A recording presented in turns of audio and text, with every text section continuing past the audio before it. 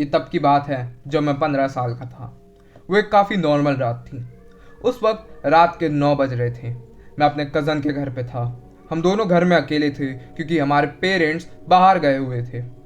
पता नहीं क्यों मुझे उस वक्त ऐसा लग रहा था कि कुछ गलत है, पर मैं वो समझ नहीं पा रहा था।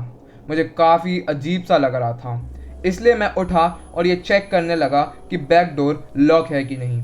जब मैं किचन से वापस आ रहा था तब मुझे रियलाइज़ हुआ कि मुझे ऐसा क्यों लग रहा था। किचन विंडो के बाहर एक आदमी खड़ा था जो मुझे ही देख रहा था, पर मैंने ऐसा प्रिटेंड किया कि मैंने उसे देखा ही नहीं और ये सोचने लग गया कि आखिर अब मैं क्या करूं।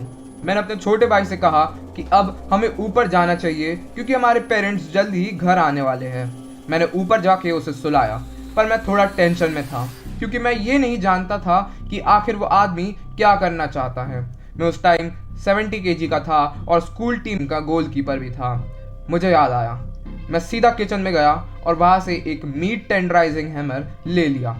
पर जब मैंने उस खिड़की से देखा तो पाया कि वो आदमी वहां है ही नहीं। मैं फ्रंट गेट के पास गया और चेक किया कि सारे लॉक्स लगे हैं कि नहीं। उसके बाद मैं वापस ऊपर गया और सीधा अपने कज़न के रूम में जाके बेड पर बैठ गया। उसने मुझसे पूछा कि क्या हुआ है, पर मैंने उसे कहा कि वो अपना सर नीचे रखे और सोने की एक्टिंग करे। उसके बाद मैंने पुलिस को और अपने डैड को कॉल किया। पुलिस हमारे घर से 30 मिनट की दूरी पे थी। तभी मुझे एक आवाज़ आई, कांच टूटने की और काफ़ी हैवी फुटस्टेप्स की मेरे नीचे वाले फ्लोर से। धीरे से मैंने अपने कज़न से कहा कि वो शांत रहे और ब्लैंकेट के नीचे छुप जाए। मैं उस आदमी को अपने नीचे वाले फ्लोर पे घूमता हुआ सुन सकता था। मुझे काफ़ी डर लग रहा था।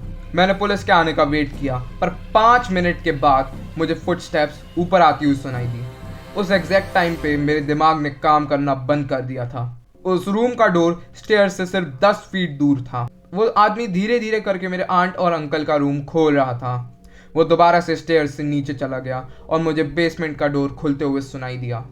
15 मिनट बाद पुलिस आ गई और घर में घुस गई, जिसके बाद उन्होंने हमें बताया कि वो आदमी एक साइको किलर था। पुलिस ने उसे पकड़ लिया और वो वापस से जेल चला गया। 15 साल की उम्र में मैं ऑलमोस्ट मरते मरते बचा था और मेरी डेथ सिर्फ एक वुडन डोर और 10 फीट ही दूर थी।